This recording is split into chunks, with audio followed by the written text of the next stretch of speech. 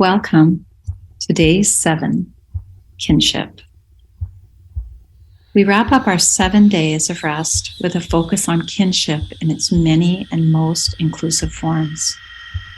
Kinship is an idea especially close to my heart. A Million Vegan Grandmothers, an organization I created in association with climate healers, was founded on the idea that veganism promotes kinship, not just kinship with our grandchildren, but kinship with all life. Today I'll be sharing videos of my grandchildren who, as you see, are already enthusiastic vegan chefs in training. I'll also be showing you video footage of an event called World Food Healers Day, which was inaugurated on November 19th, 2022, and whose goal is to eventually feed every community in the world a plant-based whole food meal. In the process, World Food Healers Day hopes to bring into kinship not only people from all cultures, but the animals of our planet too, who have always deserved a better place at our human table. We'll end today's session and our 7 days of rest with a reading of a video poem I wrote on behalf of the Charter of Compassion, many of whose signatories promote an extension of its animating spirit of kinship beyond the boundaries of human community to the community of all sentient beings. The video poem was composed appropriately on World Water Day, an event that seeks to bring awareness to the health of the element that is essential to all life. Running through every one of us, water, it could be said, is the very basis and medium of the life's kinship. Finally, I want to give a special thank you to Ray Kowalchuk, whose spirit of kinship made all of the videos of the past 7 days possible. Ray graciously donated his time and his creativity to the production, editing, and the general refinement of these offerings. I would also like to thank all of you who have joined me over the past 7 days. I've deeply enjoyed our kinship. And lastly, I would like to thank my partner, Paul, for all of his writing skills and help throughout this time. Thank you all. May you all be blessed with these teachings.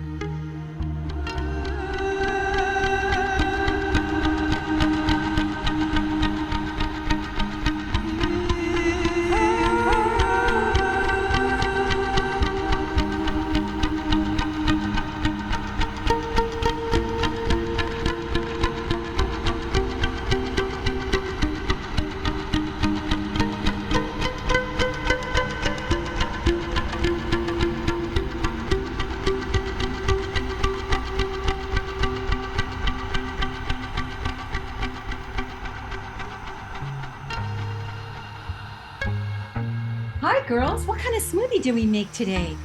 Fruit ice. Fruit ice smoothie? What kind of milk did we make? Do you remember? Oat milk. Remember hemp? And what are those big yellow flowers? We made a sunflower seed hemp milk and put it in our smoothie. Oh, yummy, and that's really good for protein and omega-3 oils for our brain. Should we get Paul to blend it up and do the blender dance? And then we can have a drink? Yeah. You think it's gonna be so delicious? Okay, let's see. Here's Paul, he's gonna do the blender dance. Here we go.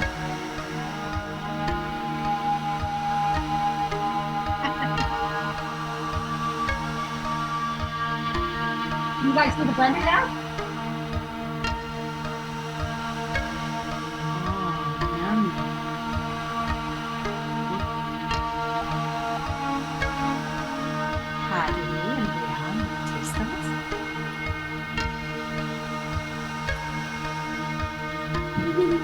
How is it? Good. A thumbs up. You have smoothie mustaches. Do you want to say happy 7th day of kinship? You ready? Happy 7th day of kinship. Are you ready? 1, 2, 3. Happy 7 days of Kinship. What? You have a smoothie mustache too. Thank you, Paul, for blending up our smoothies. Goodbye. Can you say goodbye, Paul? Goodbye. This is Vega the cow, and she's the mascot for World Food Healers Day. And she was born in Glasgow, Scotland. And in Glasgow, Scotland, she came to tell the people at the UN that they should be talking about the cow in the room. And they wouldn't listen to her. So she's here because she wants to come and celebrate the fact that in New York City, the mayor has signed a proclamation on World Food Healers Day asking people to start eating healthy, whole food, plant-based vegan meals at least once a month. So if all New Yorkers did that, it will have a huge impact on the planet. So she's here to celebrate the fact that New York City's mayor has already signed a proclamation like that, and she wants to see what it's like in New York City.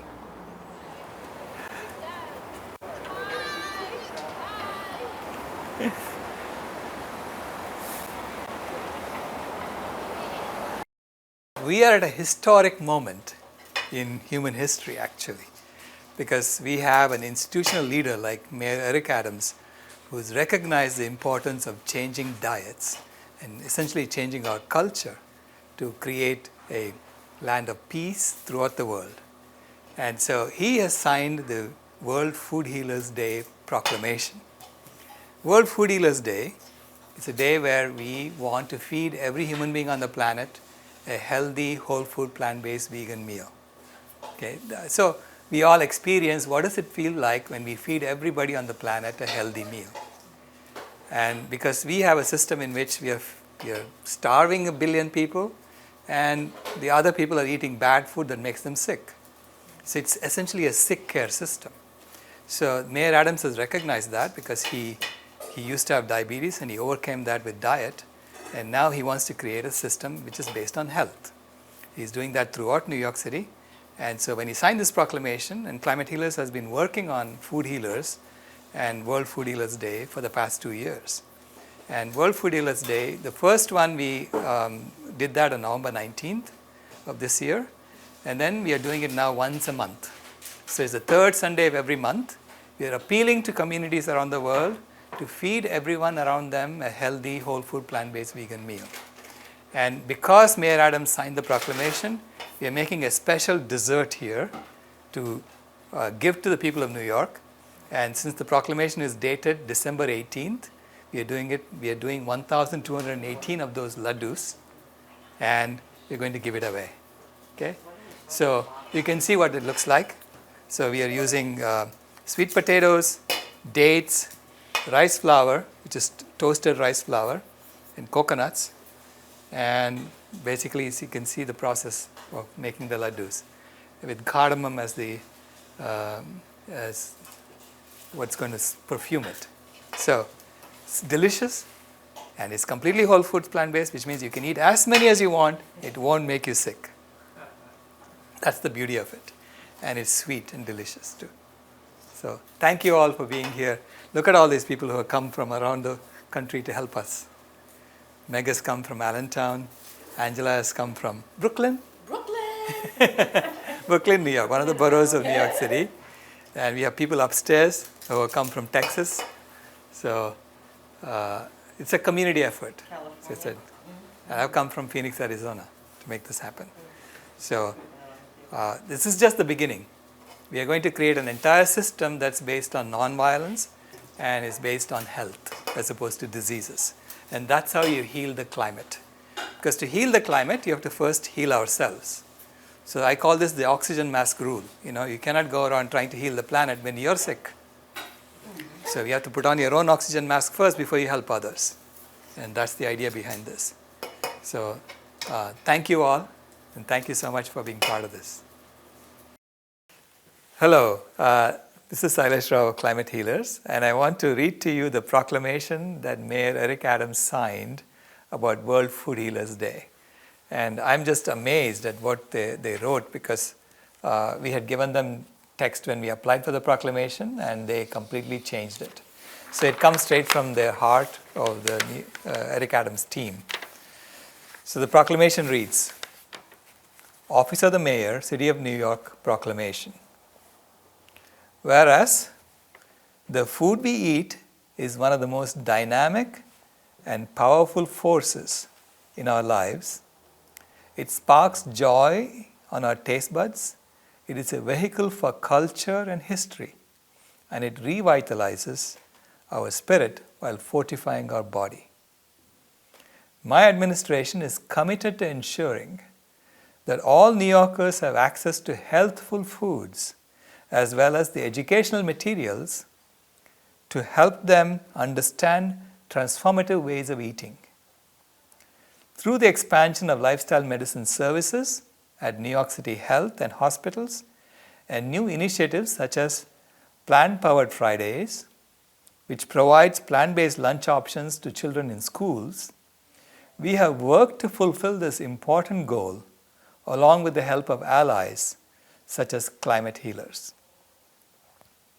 Whereas climate healers envisions a more cooperative and equitable society that encourages people to come together in an effort to rejuvenate the natural world, by following the North Star of veganism and plant-based eating, this organization encourages people to uncover the associated environmental and health benefits of this diet, such as a reduced carbon footprint and lower risk of diabetes. Climate Healers also helps simplify the pathway to veganism by sharing recipes such as its renowned Unity Stew, created with accessible and low-cost foods. It is movements such as this that have the potential to change our food system. The ideals of and in the process transform our collective mindset.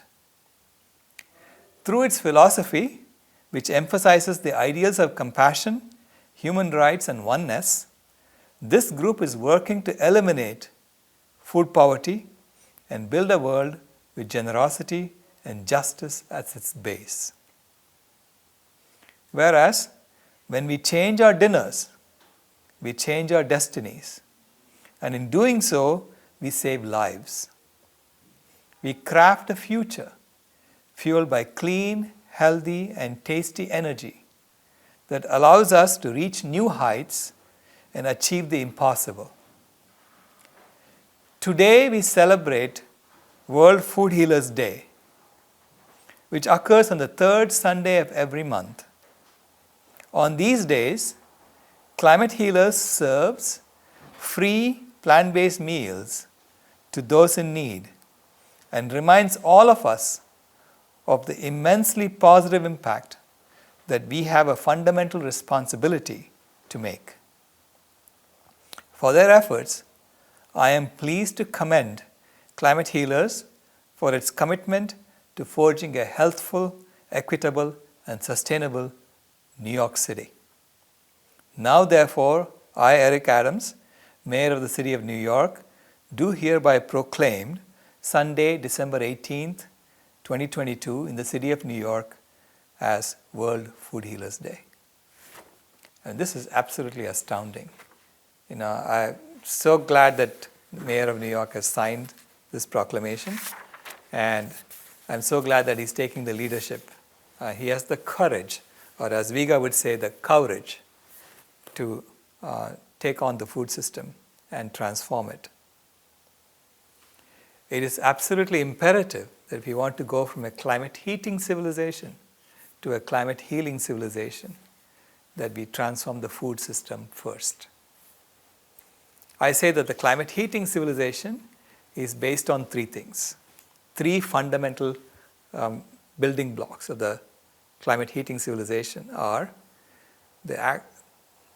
greed is good, might is right, and world hunger or food poverty. Because it's through food poverty that you convince people to do things that they wouldn't do otherwise. And the climate healing civilization is going to be based on generosity is good, kindness is right, and healthy foods have to be given away for free to human beings. So food healers. So these are the three pillars of a climate healing civilization. And of the three pillars, we realize that food system is the way you actually do things on the ground. Because we can say kindness is right and everyone will agree with that. We'll say generosity is good and everyone will agree with that. But we are stuck in a system which actually rewards the opposite. So now with having healthy food being freely available to every human being on the planet, we can create the impetus for the transformation to happen from a climate heating civilization to a climate healing civilization. And I'm so glad that finally we have institutional leadership to make this happen in New York City. And this is why I'm here in this Soldiers, Sailors, Marines and Airmen's Club, which is now defunct, which is also very symbolic because from war we are going to transform to peace. So the fact that this club is closed symbolizes the fact that war is over. We need to stop fighting about things and instead start collaborating with each other. Because we are all in this planet together. We have only one planet, and that planet is crying for us to come together and heal. We have heated enough. We need to start healing. So I talk about heat is human earth animal torture, whereas heal is human earth animal liberation. And that's what it is. When we realize that we are heating the climate of the planet, we automatically assume responsibility for healing it and harmonizing it for all of creation, on behalf of all of creation. So we are here to serve all of creation. So when we automatically have that responsibility, it's time to shoulder it. And our generation has the responsibility to shoulder this transformation.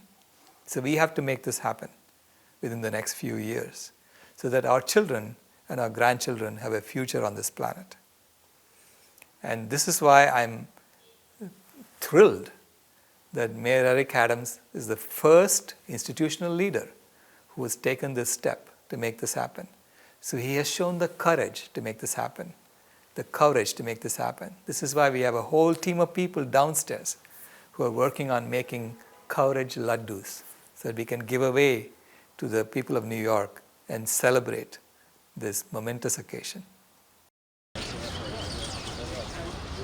Yes, right where Do you want to take one to the other people? Shall we go to the other? Like if you want, I'll carry some freight. If you want, I'll take some freight. How good does that look? That's some good practice at home just now.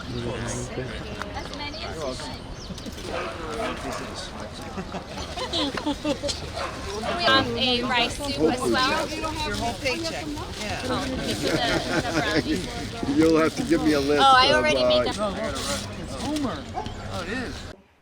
And teaching the next generation is being the example ourselves first, because you can't teach anybody unless you are an example for them, and being positive and being loving and understanding and all the beautiful things, but also striving for equality, which so many women and all over the world don't have, and so many grandmas all over the world don't have.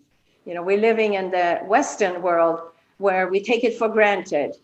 And the more this evolves and comes and begins here and goes to outreach to all over the world, it will help women. It will help so many young girls in their life and realize their own self-worth. And, being a grandma is being a leader. That's number one. Yes. So I'm the vegan example, which is so strange. You would think it would be coming from the young people for them as examples, but it's not. It's me, the grandmother. And so in a way that really is kind of powerful, because their friends are going, what does that mean? She's old. Why would she be doing something like that? That's radical. And so it kind of shocks people a little bit. And so I think that's kind of an advantage that we have. There's been so much wisdom here already, and I feel really grateful to be on this panel and for your big vision, Tammy, beautiful vision. And you had asked us to introduce ourselves as a grandmother. And so what I want to say is that I've been caring for the children of the world a lot longer than I've been a grandmother. Since I was 10 years old, really. And I made a decision that the way to change the world was to change how we treat the children. And it's because I was in a family in which my parents, my stepfather, my mom, did not have support or tools or information about how to raise children well. And even at 10 years old, I could tell that what I was being exposed to was not in my best interest. And realize that if we could raise children differently, if we could raise children like Kimaya, children who, Jane's granddaughter Kimaya, are children who are very compassionate, who have emotional intelligence, who now know how to interact with others peacefully, who are wise. If we could give families the support that they need to be able to raise such children, that we could indeed change the world. And I still believe that to be so. And I guess all of you know our granddaughter, Kamaya. She's almost going to be 11 years old. And we have a great time with her. I mean, I commend all of you who have grandchildren who are not vegan, because I couldn't even imagine going through that. I take her with me to vegan potlucks. We go to vegan restaurants. And she, even when we travel, she even seeks out vegan restaurants for us. She says, oh, I'd like to try this one. And so we have a great time traveling. In fact, every summer, we're usually away somewhere. 2 years ago, we were in London with the $1 Million Vegan campaign, and we were staying in the middle of Hackney, and there were so many vegan restaurants walking distance that Kamaya just had a great time picking them out and enjoying herself. She's also a product of the Montessori program. So the next school she's going to actually has a lunch program where she's excited because at least one meal will be vegan each time when she goes to lunch every day. So she's excited about not having to worry about packing a lunch at home. And mommy and daddy are thrilled that they don't have to worry about guessing what to pack for her lunch and things like that. So I don't mind packing her lunch because she helps me out. So, but yeah, it's a joy being a grandmother. Kamaya is our only grandchild at the present time. Don't know if we're going to have any others, but it's okay. She's a pleasure to have in our lives. She's changed our lives tremendously, for the good, of course. And yeah, thrilled to be part of this program too. Thank you, Tammy, for everything that you're doing. And thank you, other grandmothers too.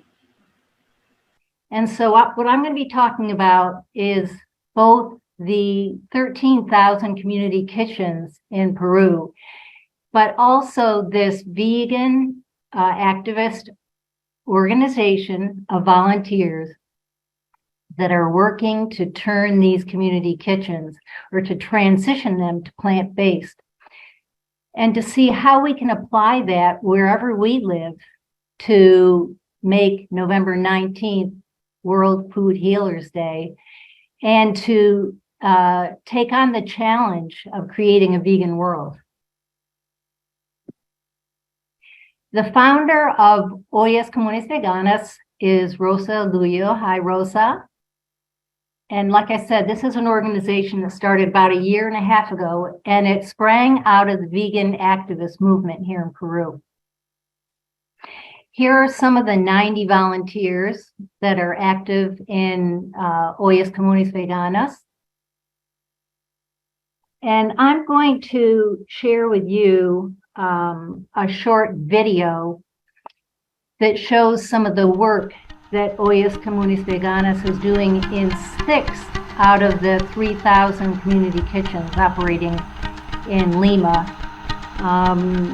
I'm so grateful to Kathy Torres for helping to put this presentation together, this video together. So let me proceed. to this video that Kathy put together for us.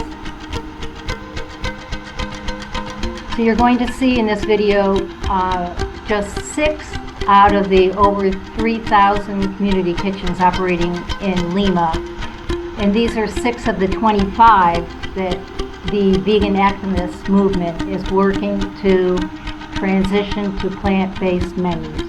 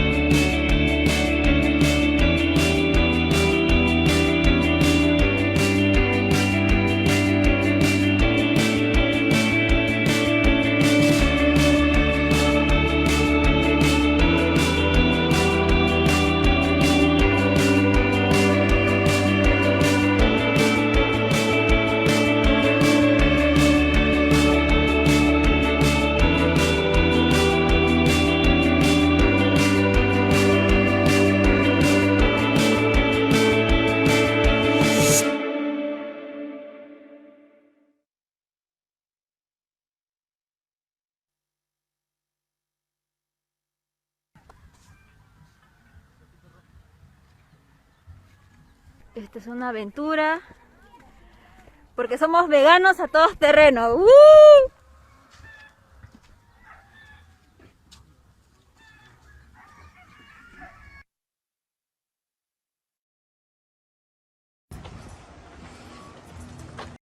What are you doing, Phoenix? Making guacamole. How do you make guacamole? I'm gonna use avocado and lime to make it and mash it. Oh, and salt too, Hadley? Good. Do you have a special avocado masher there, Phoenix? Yeah. Show us. Whoa, show us how you'd mash them in the bowl. Oh, like that. Nice. Great. Okay, well, I'm going to see you in a moment when you start squeezing the lemon in there. Mom. How's your avocados? Good. Is it a lot of work to make guacamole, Phoenix? Yeah. What are you going to add next? Lime. And then, salt. How's your mashing going, Phoenix? Good.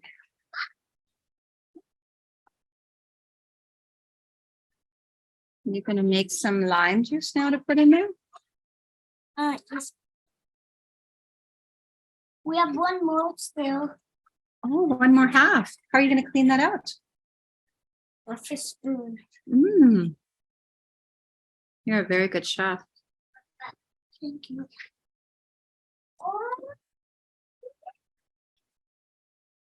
Oh, you're squeezing some lime in there, Phoenix. How many limes do you need for those 3 avocados? 4. 4 halves? Oh, it's a busy kitchen right now. I hope you enjoy your guacamole, Phoenix. This poem is called Born Love. Love was born outside the caged-in walls of tormented beings and walled-up pain of original sin.